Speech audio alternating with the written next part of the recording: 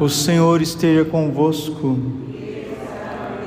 Proclamação do Evangelho de Jesus Cristo segundo Marcos. Naquele tempo, Jesus começou a ensinar de novo às margens do mar da Galileia.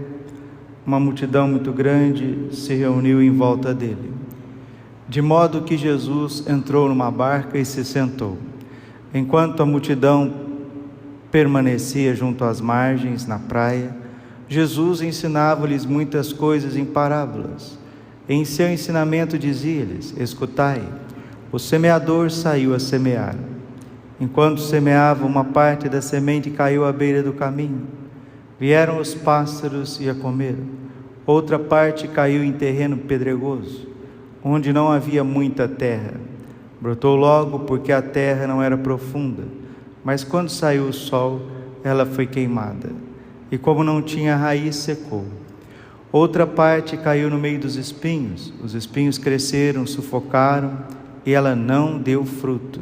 Outra parte caiu em terra boa e deu fruto, que foi crescendo e aumentando, chegando a render 30, 60, até 100 por um.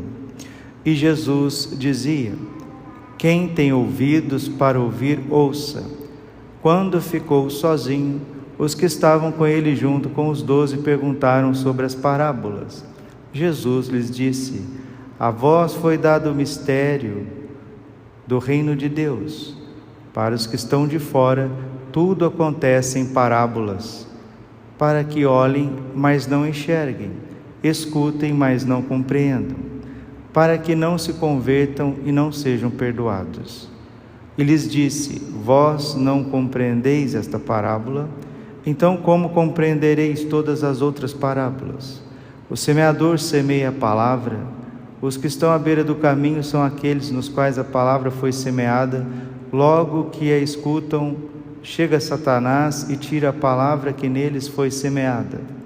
Do mesmo modo, os que receberam a semente em terreno pedregoso são aqueles que ouvem a palavra e logo a recebem com alegria, mas não têm raiz em si mesmos, são inconstantes. Quando chega uma tribulação ou perseguição por causa da palavra, logo desistem. Outros recebem a semente entre os espinhos, são aqueles que ouvem a palavra, mas quando surgem as preocupações do mundo, a ilusão da riqueza e todos os outros desejos, sufocam a palavra e ela não produz fruto. Por fim, aqueles que recebem a semente em terreno bom são os que ouvem a palavra e a recebem e dão fruto. Um dá 30, outro 60, outro 100 por um. Palavra da salvação. Ave Maria, cheia de graça, o Senhor é convosco. Bendita sois vós entre as mulheres, bendito é o fruto do vosso ventre, Jesus.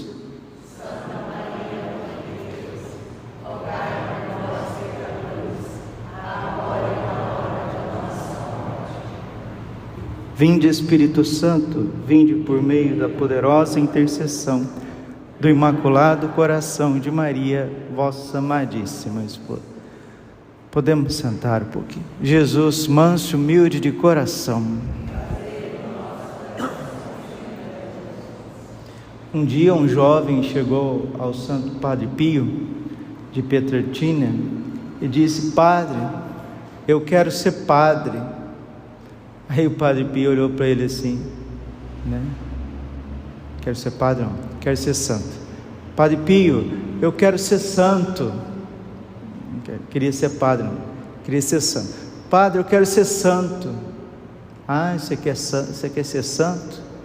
Então prepara, meu filho, prepara para viver uma vida de cão. Você quer ser santo? Você quer viver a palavra de Deus? Você quer viver o Evangelho? Prepara para viver uma vida de cão. Mas não é esses cães de pet shop, não, de madame, não.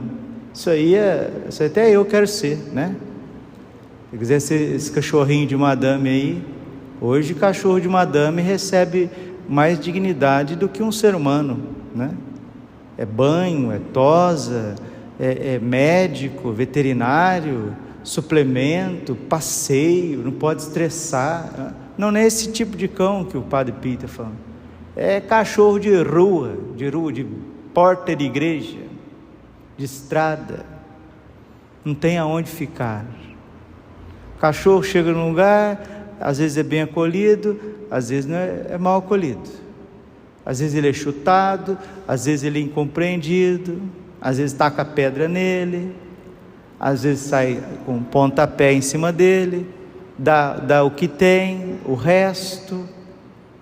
A santidade real, nós não temos dimensão do que seja, não temos, a não ser aqueles que deixaram tudo para seguir nosso Senhor Jesus Cristo. Um desses que deixou uma casa, um lugar bom, uma família boa, foi São Francisco de Sales. Deixou tudo e foi viver no seminário, foi se entregar totalmente a Deus no sacerdócio. Passou umas poucas e boas. Francisco de Sales foi muito bem educado pela sua mãe, pela sua família, um menino muito inteligente, gostava de ler e escrever, e desde cedo a sua mãe o colocou no caminho das virtudes, e aprendendo com a mãe o caminho das virtudes, ele foi só crescendo intelectualmente e espiritualmente, a ponto que se tornou padre. Tornando padre, foi exercer o sacerdócio num lugar muito difícil, na Suíça, no coração da Revolução Protestante, entre aspas, da Reforma Protestante, né? Reforma é para melhorar, não é para destruir. Então, Revolução Protestante. E chegando lá, né, numa cidadezinha de 10 mil pessoas, 9 mil eram protestantes. Ele ficou lá 10 anos. Quando ele saiu, 9 mil eram católicos. E as pessoas diziam: olha, você quer debater? Ô irmãozinho, você quer debater? Vai falar com o fulano, com o ciclano. Mas se quiser converter um protestante, manda ele conversar com São Francisco de Sales. Manda ele lá falar com o bispo Francisco de Sales. Na época ele não era bispo, ainda era padre. Padre Francisco de Sales. E qual foi o método dele para converter os protestantes?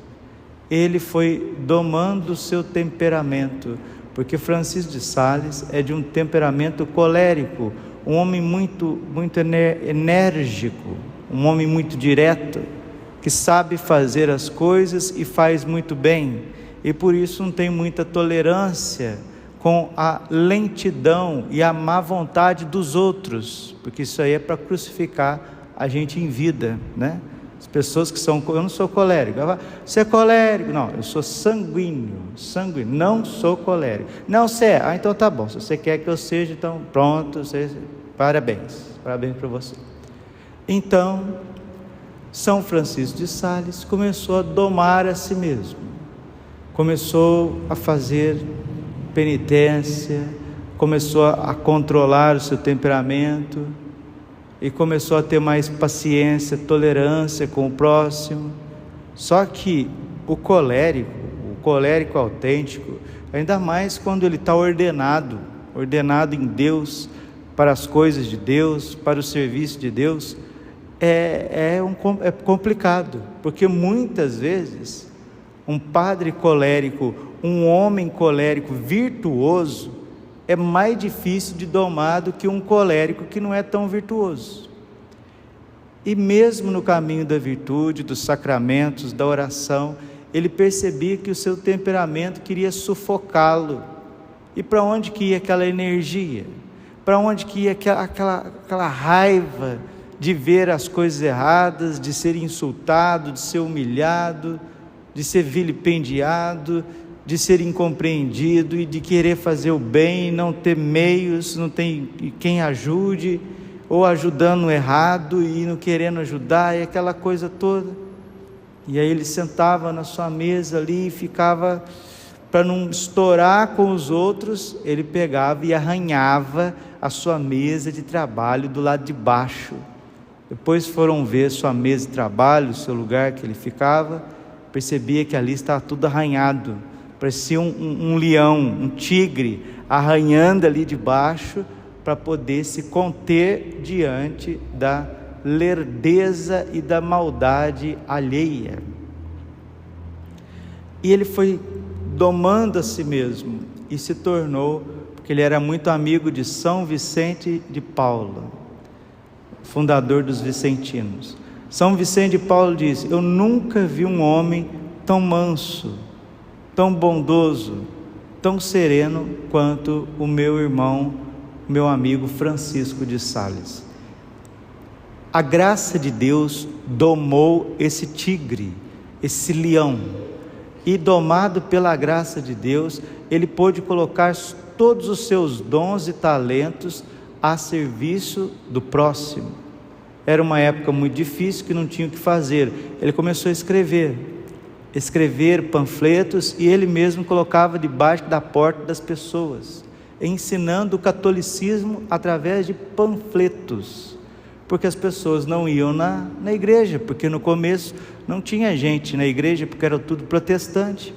Ele ia colocando os panfletos, ia recebendo aqueles que vinham, os poucos que vinham, e começou a escreveu obras monumentais, como a Filoteia, para ensinar os leigos a serem leigos santos.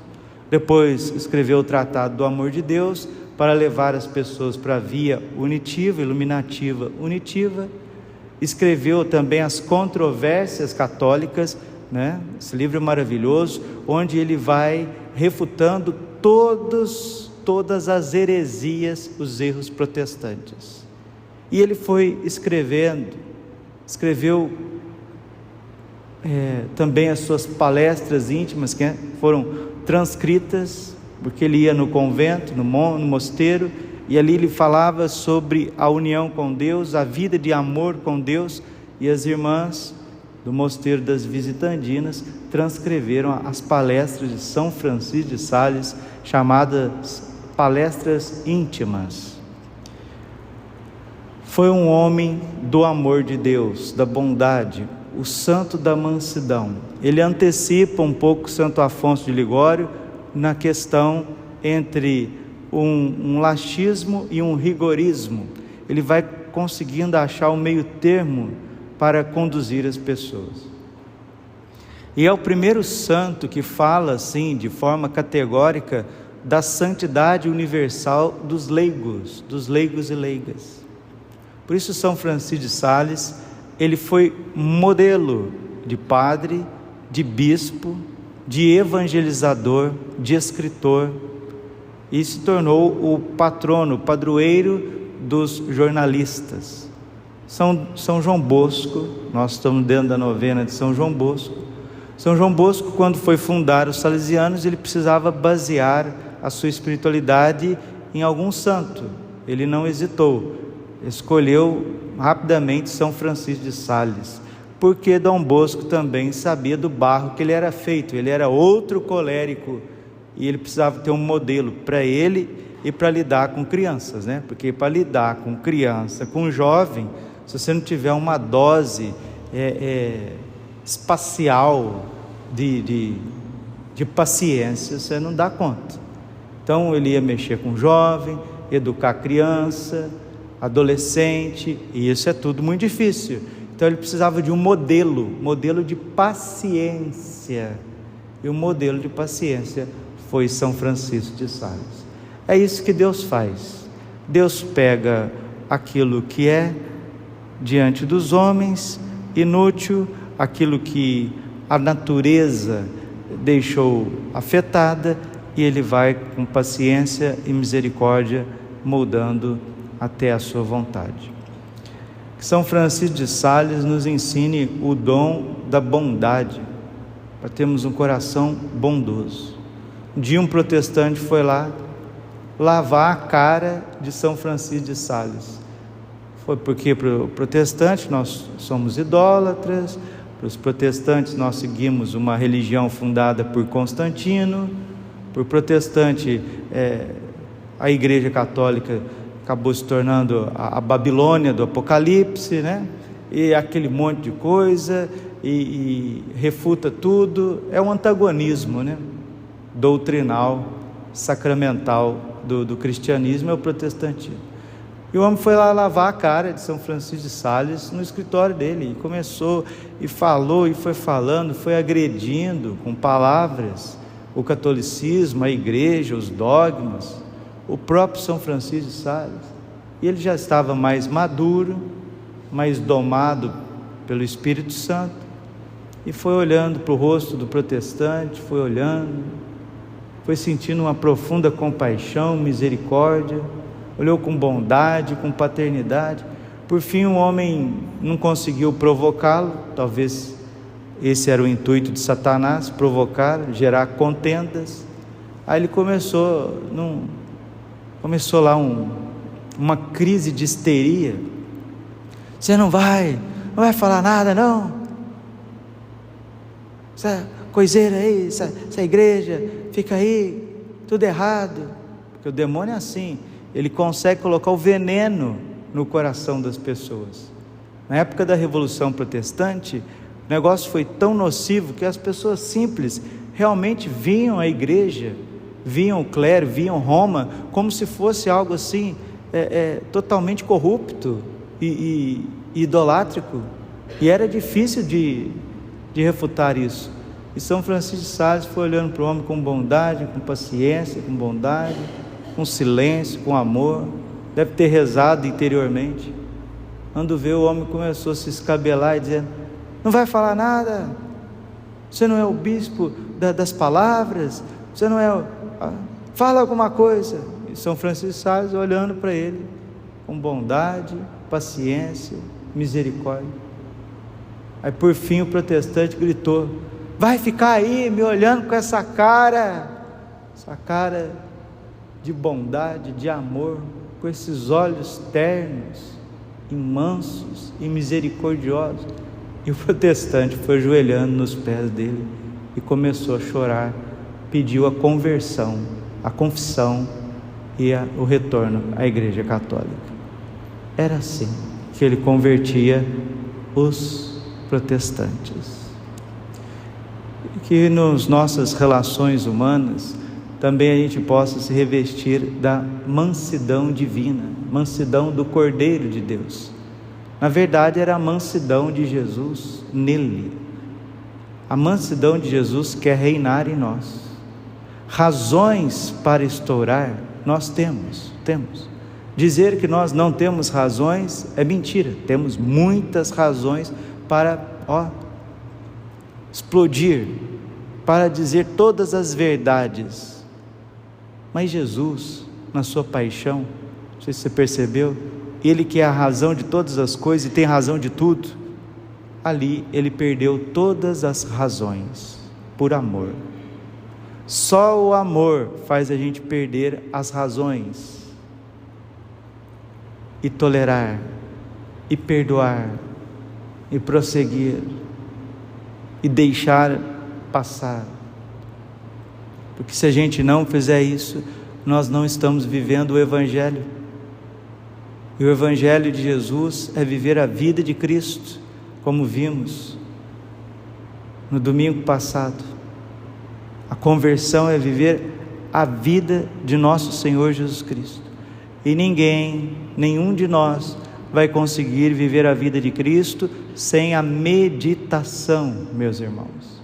Se vocês não forem homens e mulheres de oração e de meditação, se nós não amarmos o recolhimento, a solidão, a leitura da palavra, a meditação dos livros santos, vários, por exemplo, de São Francisco de Sales, Santo Afonso de Ligório, sabe o que acontece? Acontece que nós vamos viver no instinto, e aí cada um tem o seu instinto. O sanguíneo tem o seu instinto explosivo, o colérico tem o seu instinto raivoso, o melancólico tem o seu instinto que não perdoa, que fica vendo defeito dos outros. O fleumático tem o seu instinto que não, para morrer de repente 100 mil anos. Então o instinto, o temperamento, a natureza vai nos destruir. Aí você pega um monte de gente imperfeita e põe para conviver. Mas aí é a loucura. Não, vamos domar o nosso temperamento, não pelas nossas próprias forças, mas pela meditação. Essa foi a receita de todos os santos. Eu tenho outra receita. Então parabéns. Vira coach então, né? Porque a receita de todos os santos é o Espírito Santo. A receita de todos os santos é a meditação. Mas tem outras maneiras de ajudar o teu humano? Tem sim. Bom psicólogo, boa psicóloga, bom profissional da saúde, tudo isso ajuda, mas o que resolve é a conversão. O que resolve é a gente parar de querer ser Deus e colocar no nosso lugar e dar tempo para Deus trabalhar o nosso interior. Isso que santifica uma pessoa. E quem quiser ser santo, realmente, quem quiser deixar o Espírito Santo transformar o coração dele para ser instrumento de Deus, vai tomar um chute aí no traseiro, igual um cachorro aí, mas não tem importância não. Deus honra aqueles que o honram. Glória ao Pai, ao Filho e ao Espírito Santo, como era no princípio, agora e sempre, por todos os séculos dos séculos. Amém.